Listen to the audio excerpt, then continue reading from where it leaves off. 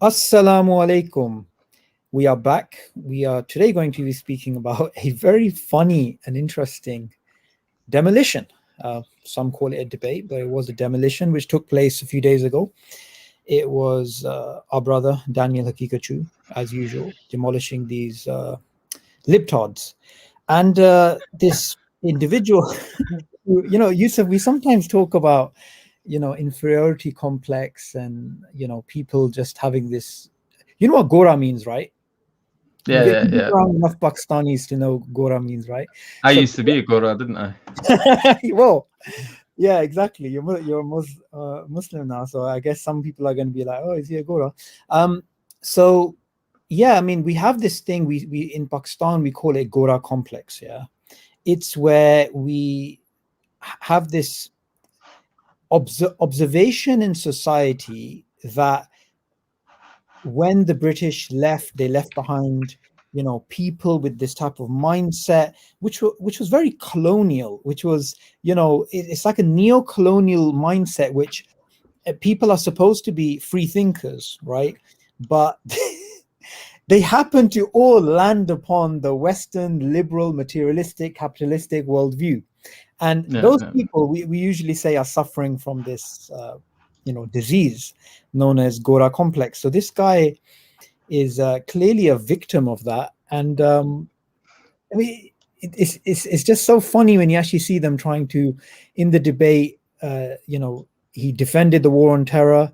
He, did not answer the colonization question, which is obviously, if you think about it, super important because that's how liberalism spread across the world. So Haris Yeah. Sultan, otherwise now now actually known as Snailton, because of his pathetic question on, are I've snails seen the halal? memes. I've Yeah, seen the memes. I mean, one of the funny things about this debate is how this led to a onslaught online of, just memes against, these libtards and, all these types of things. But let's start off on the Gora complex thing, because this is something that we've discussed previously, and I just wanted your thoughts on this as a former Gora. Yeah. I'm ex Gora. I might put that in my profiles and that. Ex Yeah, Gora, ex this, ex-Gora, ex yeah. baby.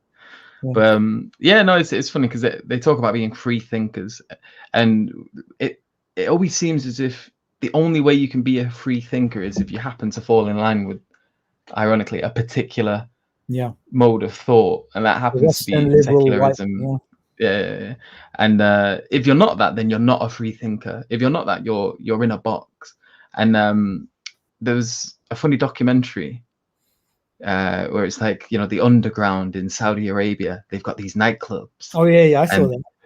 yeah, and they're all these like, yeah, we're unique. Whoa, man! And it's like, all right, let's see how unique these guys are. And then they go to these clubs, and it's like, come on, this is just a copy paste of what you see in the West. It's like there's nothing unique about it. It's like it's a Western nightclub with Arabic rap. It's like it was about as It's very unique cringy. as it I got. saw that.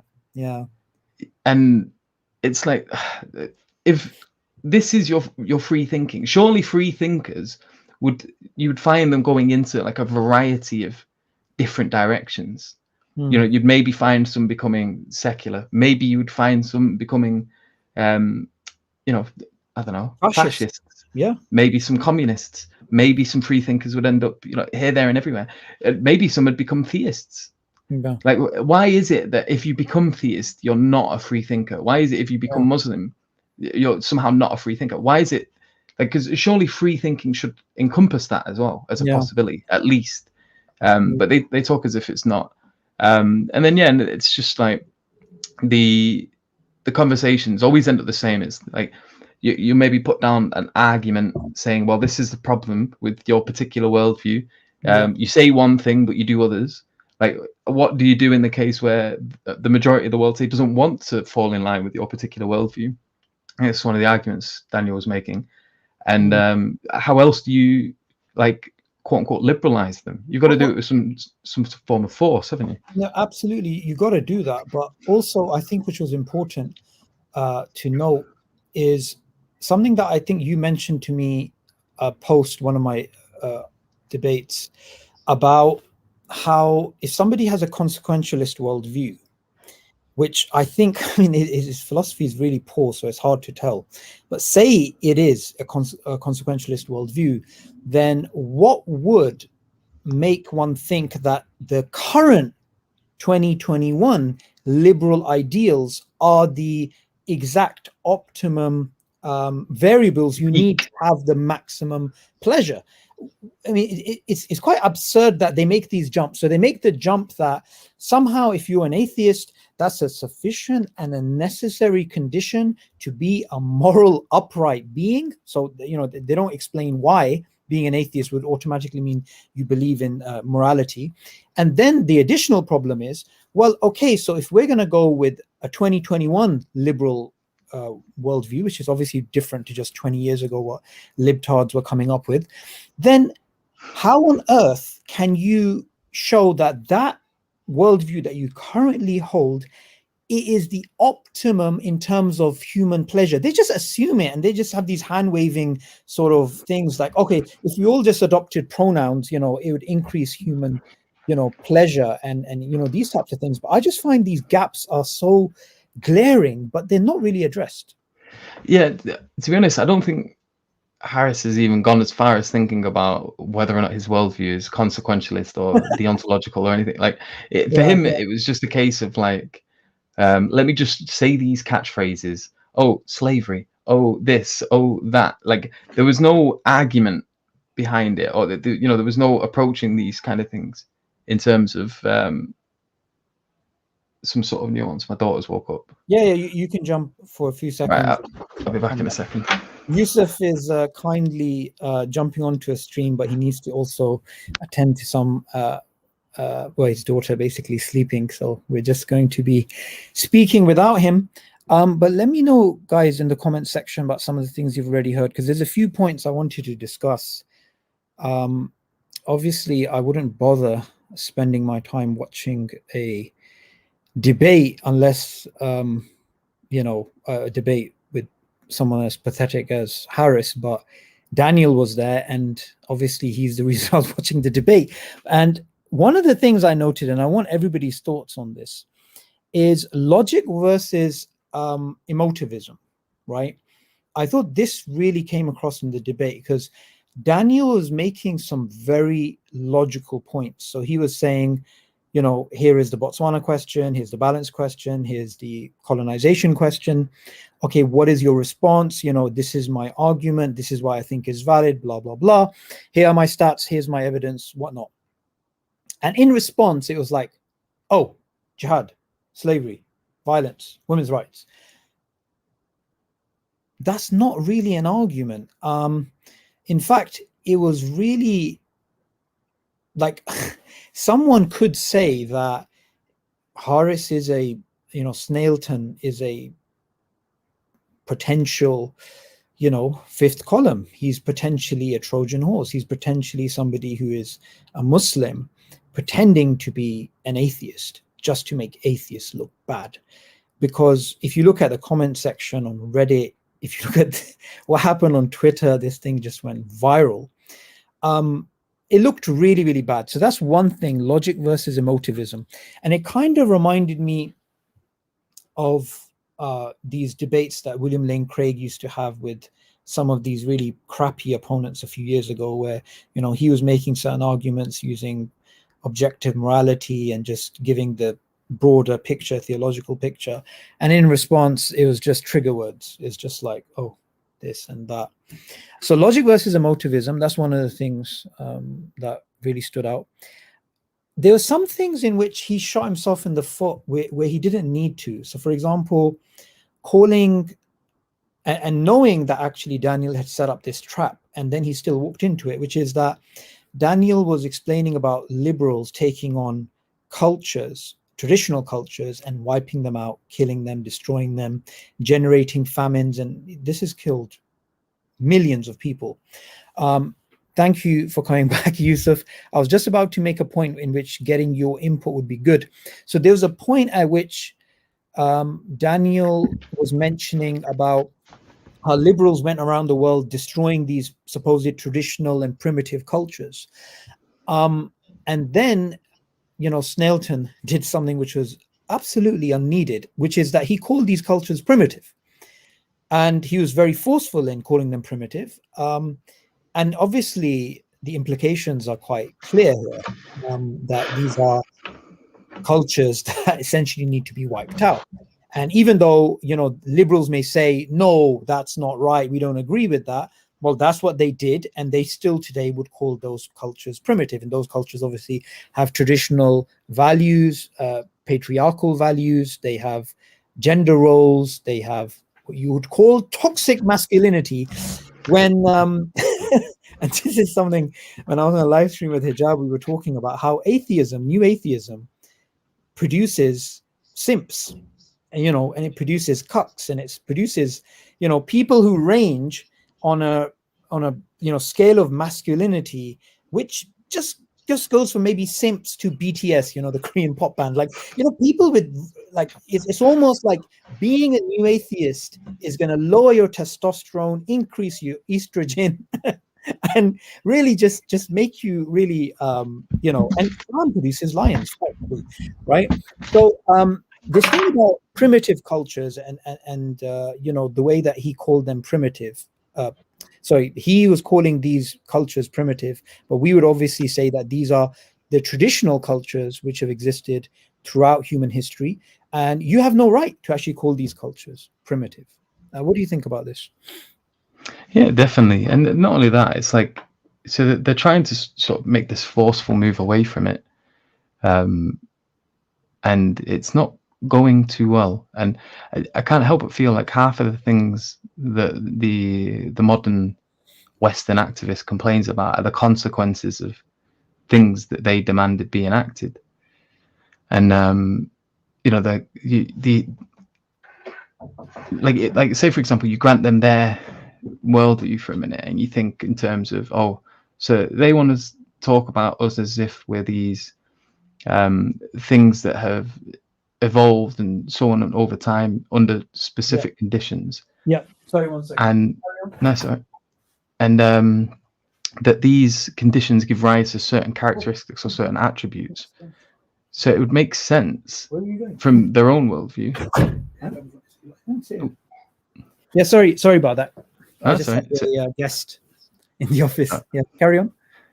So it makes sense from their own worldview that many of these characteristics would be very ingrained and hard to get rid of. Why? Because for centuries and centuries and centuries, for millennia, men have been doing one kind of thing and women have been doing another. Now the other she's woke up again. Yeah, carry on. Just you. Sorry, I'll try to finish this point. I'll go check on her. Yeah, sure. So so these characteristics, you would expect them to be really ingrained. And so there was this thing in Sweden. They made this assumption that the characteristics were being forced on the genders by society. And if they removed these barriers, that the man and the woman would become very similar to each other. But you saw the opposite. They tried to remove these social barriers, and it had the opposite effect. It made them more different. So it turned out society was making them closer than they were. And if you remove those barriers, they become more distinct. Absolutely. You go for your to grab your daughter. I do have a brother here in the office. I would force him to jump onto the stream because I know he has some interesting ideas, but there's no way he's going to do it right now. MashaAllah. So, Yusuf made some very good points about obviously these cultures which are being called primitive. And we need to understand that liberals have a lot of blood on their hands. And I'm not just saying somebody who just holds a liberal worldview, but these you could call them like liberal cons, right? Like they are people with some serious views, and they want to enforce them on the world. They want to, tighten the screw on people who don't accept them, and they know the history of this liberal worldview and what they basically did around the world. So I've got a few notes here. I just wanted to give a summary of what I thought went wrong in many, many ways for the atheists and the libtards in this debate. So somehow, during the debate, Snailton managed to defend the war on terror. I don't know how he ended up in that position, because there's no reason for him to do that. Attacked primitive,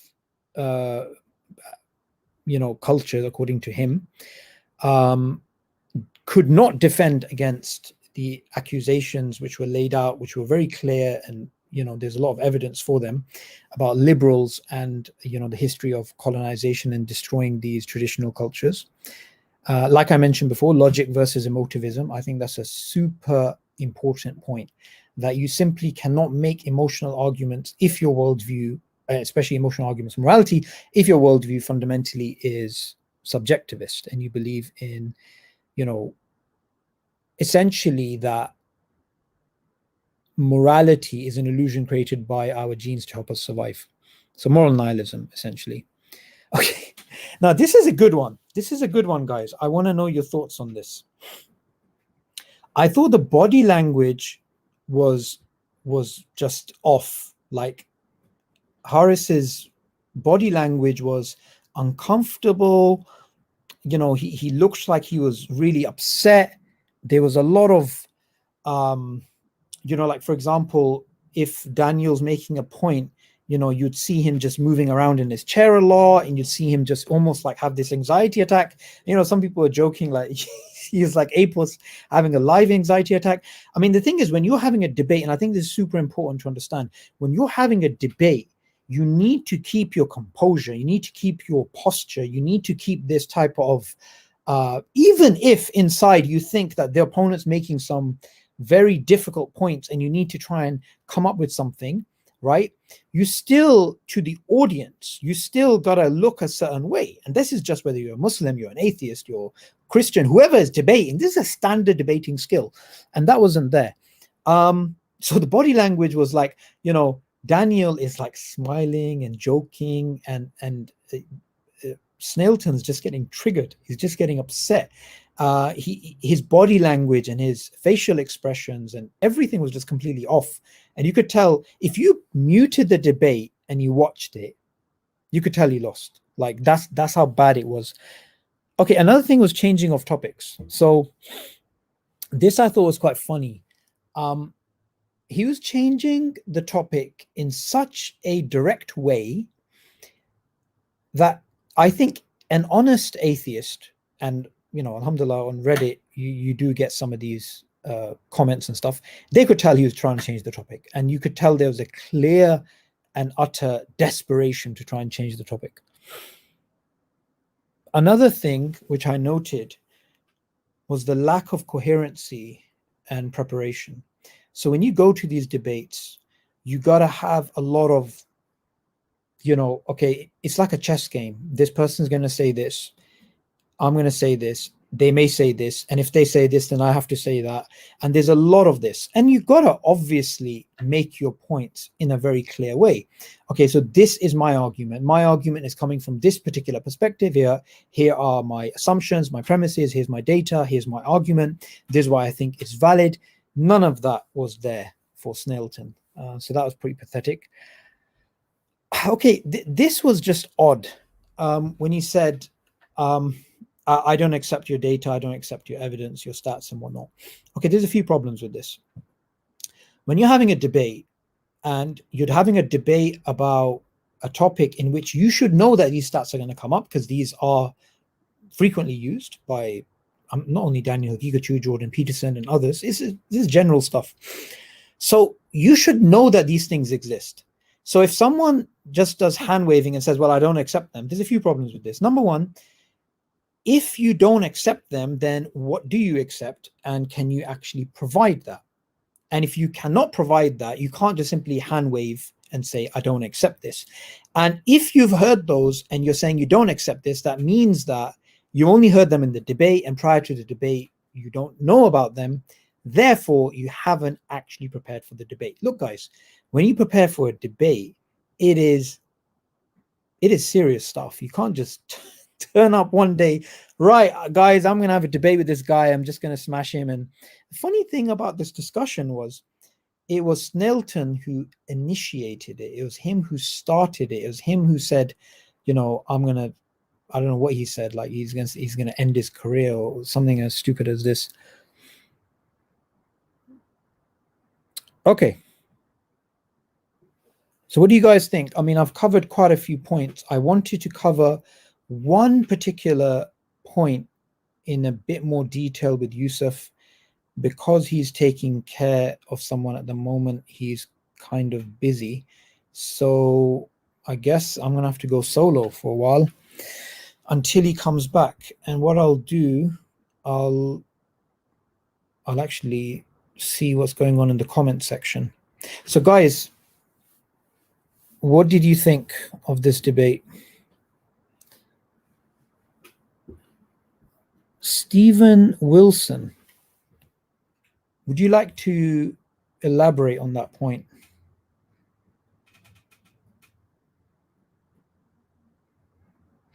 Okay, there was this point that somebody wrote this in the comment section right now, and somebody else raised this as well. So the point that was raised, and I'm just going to paraphrase it, right, is Daniel is a graduate from Harvard. He's clearly educated. Atheists would admit to that. His line of argumentation, his writings, everybody knows. And then you get somebody who's literally a nobody with no qualifications that we know of, somebody with very poor arguments, and it looks like just cut and paste stuff, right? And even that done poorly. So there was some, I mean, even in the comments, someone wrote this as well, the whole thing about a mismatch. Okay, this was a mismatch. Like, why would you give someone like this time? I understand that, and I agree with that. Like, you know, these types of people with Gora complexes, these people who feel inferior, and they're just trying to simp to white Western values. That's all it is. Of course, there's going to be this point made. You know, isn't it the case of a cannon being shot at a rabbit? That's obviously going to be there. People are going to say, how can you have such a mismatch? How can you have such a demolition? Isn't this unfair? Blah, blah, blah. I understand that. So guys, I totally understand that. However, look, I'm going to make a point. And the point I'm going to make is these guys are obviously, they just want attention, and, you know, they want to be popular, and they've got no purpose of life. It's essentially an existential nihilism that they're dealing with. So their life has no meaning. They have no purpose for their existence. They have none of these things.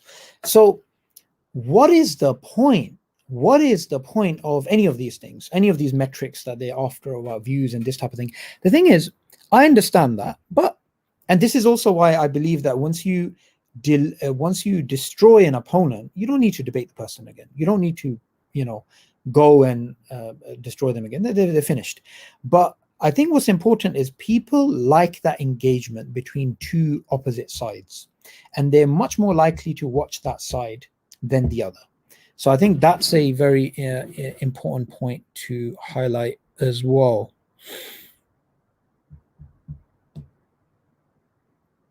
Okay, just looking through my notes to see if there's anything else that I could bring up that would be short, because I really want to discuss the main thing with Yusuf, because we don't have that long.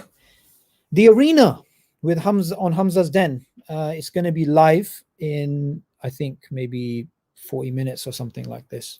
So we're going to go off before then.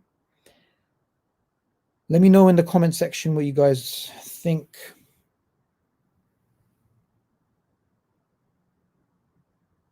Yes, one debate and move on.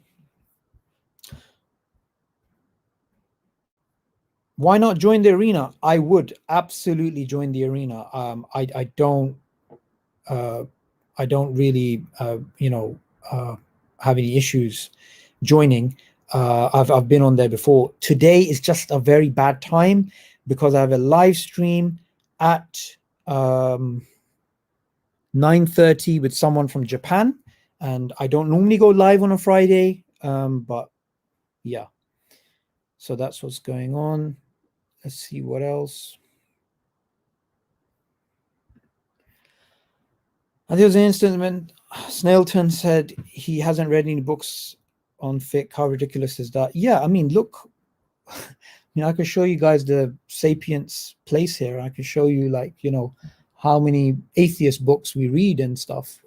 These guys, obviously, they're not interested in engagement. They're not interested in this stuff. Hence why, they're not actually going to bother looking into, obviously, what Islam says. Are snails halal or not? Assalamu alaikum. Wa alaikum salam. MashaAllah. Is this live? Yeah, I'm live. Come sit down. I've got a lighthouse session, bro. What time? I'm leaving in about. No, it's coming inside. Oh, he's coming here. Yeah. Okay. Or should I take him to the other room? No, you can keep him here. I'm going to be live. Or I'm going to go next door. I'll go next door. Are you sure? Yeah, I'll go next door. No. Yeah, I think so. You can stay. You can decide where to go. So, you can watch it. there was an instant when. Do you want to join? What are we doing? What? No, but the Daniel Haqiqatjou Snailton debate. I'm just doing a review. What is it live right now? Yes, live. Just jump on. Sorry, sit down. what's his name again? Snailton. Why are you calling him that? Because he was speaking about whether snails are halal or not. You can call him H-Puss for now, man. H-Puss. Yeah, let's call him H-Puss. H-Puss is the best. Why H-Puss? A-Puss and H-Puss. Everyone understands what this means. Okay. Yeah, H-Puss, man. H-Puss. But anyway, the main thing I was telling the audience was about Gora complex, Oh, right? yeah. So, Salaam Assalamu alaikum. Assalamu alaikum, brother. How you doing? I was talking about it, the way. Is it? So this office is getting busy. So what I'm gonna do? You okay? You good? Yeah, you're right. My brother. Oh, okay. So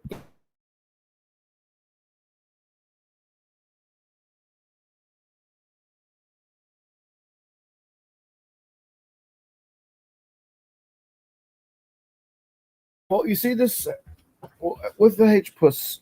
It was clearly a mismatch. I watched the debate on Times 2, and it was clearly a mismatch. We're talking about somebody who's basically a Harvard graduate on a postgraduate level, yeah. versus someone who probably wouldn't get an A in a GCSE. Well, they'll come third in a race with two people. You love these, bro. No, and he's talking to him with like it's like he's talking to him with authority as well. Yeah. He was talking to him with authority, like as if Yeah. he had gravitas. Yeah. He had something going on. Yeah. He didn't have anything. Yeah. Honestly, it's a mismatch. it was a mismatch. It was a mismatch, but you'd expect more resistance, even if it was a mismatch. Yeah, I know. Honestly, I know what you mean. I know what you mean. What? Look at this. I mean, at one point, they were talking about human rights and whatever, yeah. And then he started talking about Snails. He started talking. No, not forget that. He started mentioning theological issues. Oh yeah. It's like if God did and naskh, and like what's that got to do with it? Not only that. Look, what he needs to realize, and again, we were talking about philosophy, he doesn't understand the basics. Someone could just turn around, literally give him a foot slap and say, well, from a pragmatic point of view, it doesn't matter whether you believe in objectivity or subjectivity. Purely pragmatically, we can talk about liberalism versus Sharia, liberalism versus Islam, even if morality didn't exist. He didn't. Yeah, exactly. Yeah, He didn't deal with anything.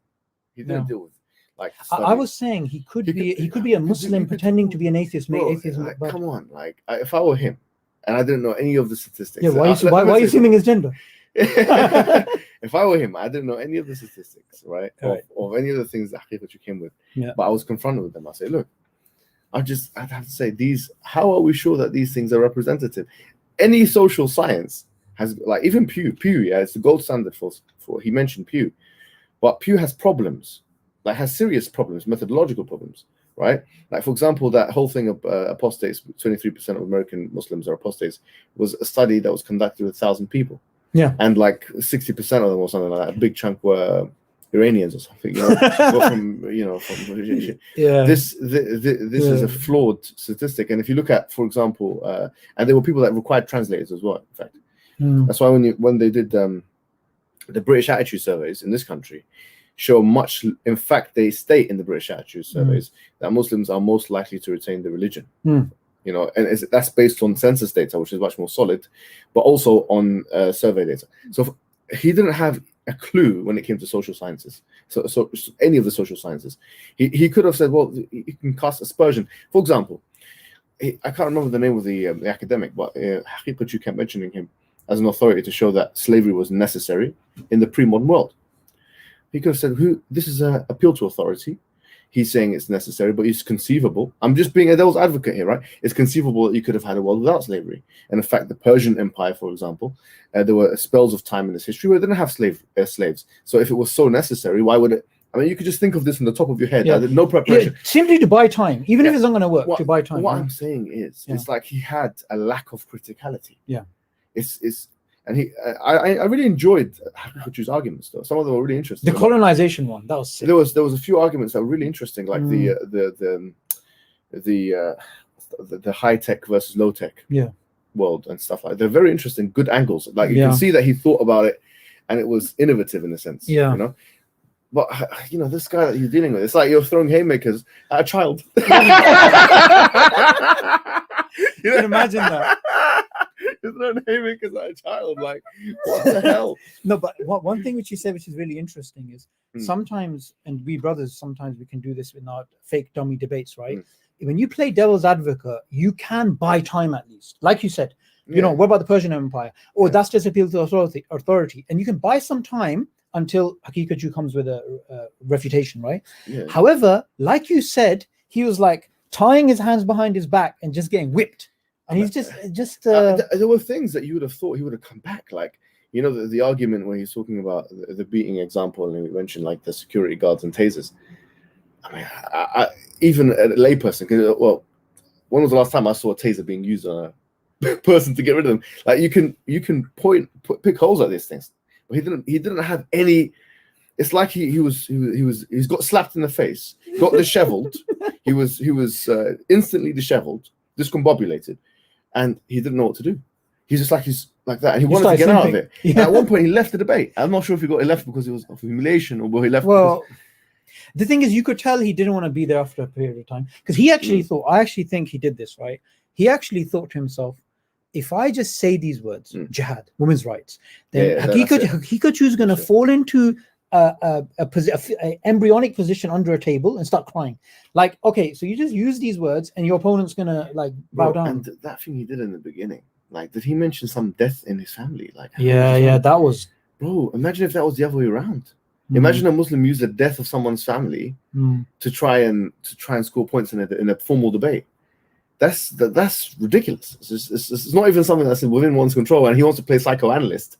He wants to play Freud. Yeah, this is when he became a sadist, and this is when he became whatever he became. Well, I mean, who gave you the right to diagnose someone, especially your adversary? Yeah, like this is making a mockery out of mental health.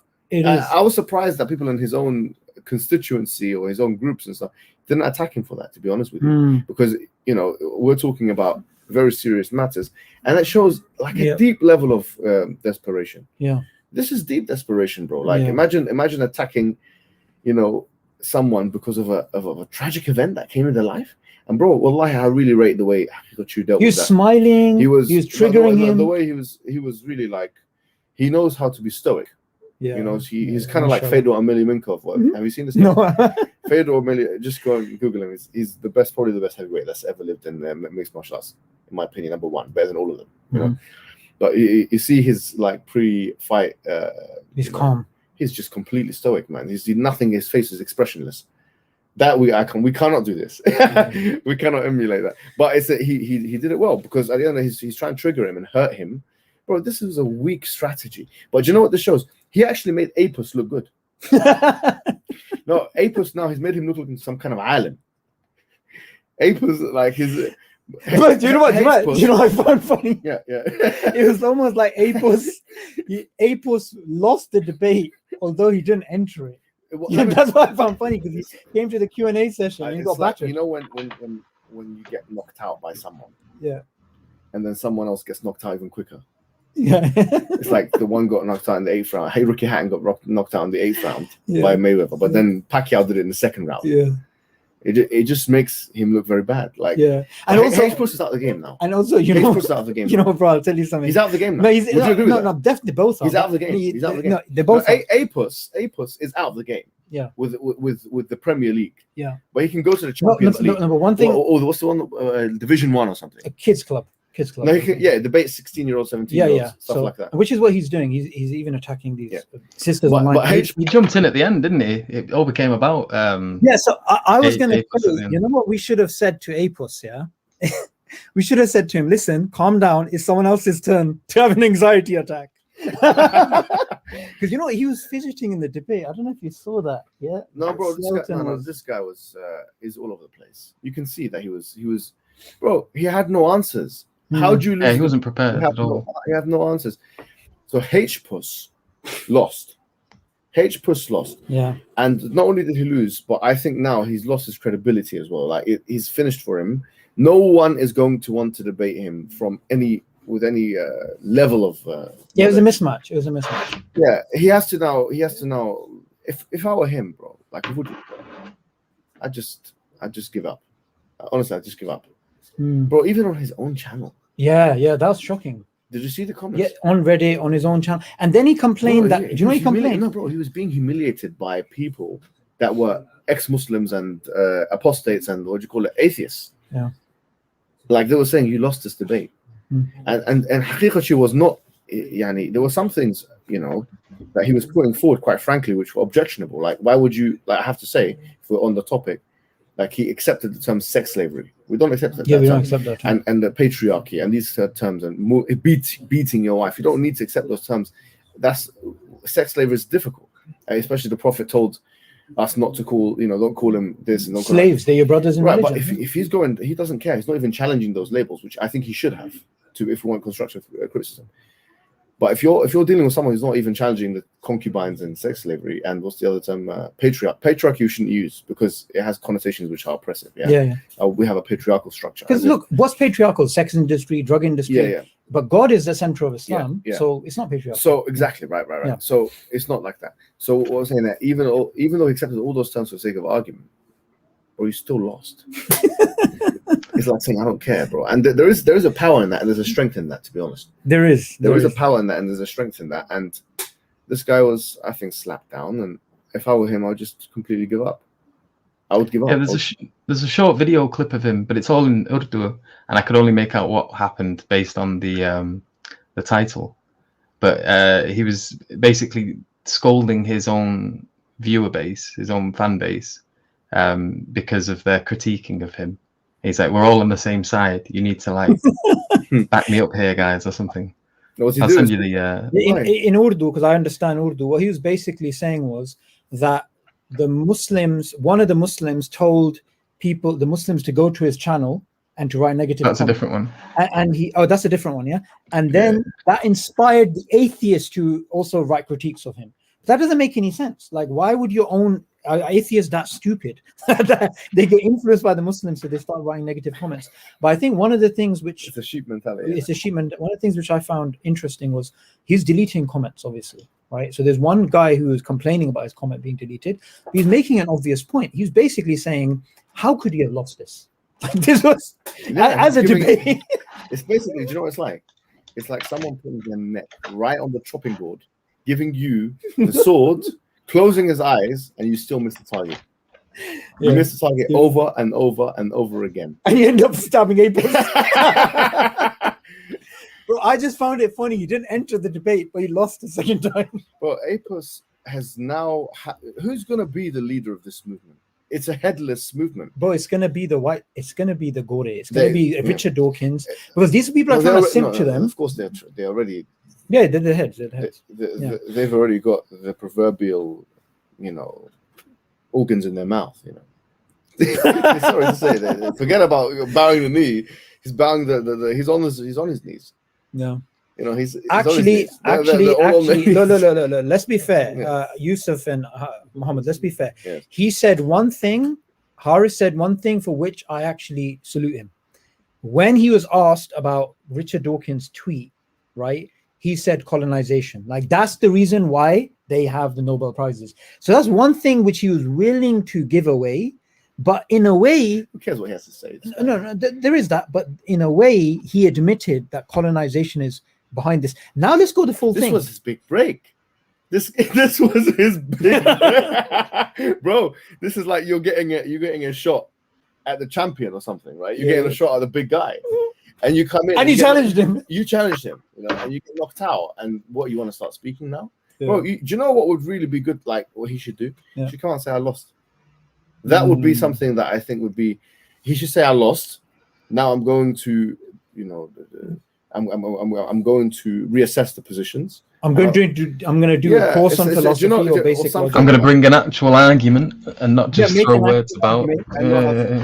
But you know what it is? There was an annoying bit as well in the discussion, because it was the first rebuttals, and so like the first rebuttals are basically aimed at responding to the main chunk of the first part, the introduction, and so Harris doesn't even seem to know how arguments work. So Harris, in his first rebuttal, was obviously trying to give a rebuttal of what Daniel was giving, and then Daniel's first rebuttal came, and Daniel's first rebuttal is not supposed to be a response to Harris's first rebuttal, but to his opening statement. Yeah, I see. Yeah, I know. Yeah, and then what happened was how debates work. No, exactly. And then because the second rebuttal came, and he complained that he didn't respond to his first rebuttal, but that's not the point of the first rebuttal. No, it's not. But I think what it is look, what we started off with, and we spoke about this a few times before, is his only reason for being popular is the fact that he is Pakistani, and Pakistanis have religion in their DNA. Is he popular? No, but amongst the Hindutva, amongst the far right Americans, and like APOS. He's not popular. What has he got? Like APOS is more, but still. No, APOS is much more. Yeah, he's much more. But what it is that even whatever platform he has, the main thing is because he can say Pakistani atheist. That's all it is. That's all it actually amounts to. However, the big problem with this is that he is reeking of a colonial inferiority complex. He's literally stinking of it. So when he's talking, when he's trying to, did you see the faking of the accent? A lot of people were talking about how he's trying to really cringe. This guy, man. This guy's a cringe, bro. He's a cringe, bro. Like honestly, I remember one time he was trying to cuss me on Twitter. He I remember that. And then he brought up white people. He said, "You're not good looking." He was attacking my looks. Which which is a fallacy in itself. Let's not self-trigger with that reply. Which is a fallacy of itself. Don't take off your shirt. But Don't do your buttons. But that's a fallacy. But what I was gonna say was that in addition to that being a fallacy, bro, he brought 4 men. Yeah, white men. As like people to compare me with, like properly white guys, isn't it? I'm thinking this guy, he didn't realize how much he incriminated himself with this. He sees beauty as white, yeah. Not just in ethics, but in humans as well. That's what you call. Yusuf, you got to be careful. He might start, simping for you as well. You never know. Should we okay. Yeah. You guys need to carry on. I'll hit the sunbeds. Maybe you won't like me as much. Yusuf, all right, we're gonna go now. I've got another live stream in 10 minutes. Yeah, me too. But just on this quick point of moral nihilism, just if you can make a point on that, and then we'll end, inshallah. Because if you're an atheist, you shouldn't be talking about human rights. You shouldn't be talking about morality, because all of this is essentially, fictions made up by our means. There is no ontological principles which we can say actually exist in the world about morality or human rights or liberalism or anything like that. It's a bit distracting. This is gonna happen. My guy getting stripping off next to it. But I want to show what a real man looks like, You want to get on them? What is it? The Solid Rock Man videos. The tutorials on how to be men. But, go on, carry on. Does he no? But yeah, so the whole moral nihilism thing. So, there was no effort on his part to justify his foundations at all. And I think the main reason is because he has no idea how to justify them. I think that was, by the way, Yusuf, that's another thing that was missing in the discussion. I think that we should have had a bit of moral ethics, and we should have had a bit of meta ethics. How do you define good and evil? What do they base the ethics on? Yeah. That would have put the cherry on top. In fact, that would have been a very important. I think if there's ever discussion about ethics when it comes to theists and non-theists, I think this idea of objective morality should be there. Yeah. That was this one. Yeah, I did that with the cosmic debate, and they have no reply. They couldn't even defend rape. They can't even defend rape. Yeah, there is no reply. Things, yeah. There is no reply. We've seen the literature on this. Like there is no reply, and in fact, even new atheists, as you know, like they accept that there is no reply in that sense. So that I think would have been very good if he would have put that. Yeah, because I think the second you take it there as well, they go straight out of the depths, especially people like Harris and AP, and like let's call him H-Puss from now on, please, brother. No, honestly, let's H-Puss. Okay. What was the other one? I shall rename this guy into H-Puss. Okay. There needs to be, you know, what there needs to be a knighting meme. You with a sword. Someone make a meme of this, please. H-Puss. That's it. There's your name from now on is H-Puss. I've renamed you. Okay, that's it. I don't want to have any discussion on the matter. There's no shura. There's no nothing. Your parents have nothing to do with it. Sorry, your parents have nothing to do. If they want to fight me, they can fight me.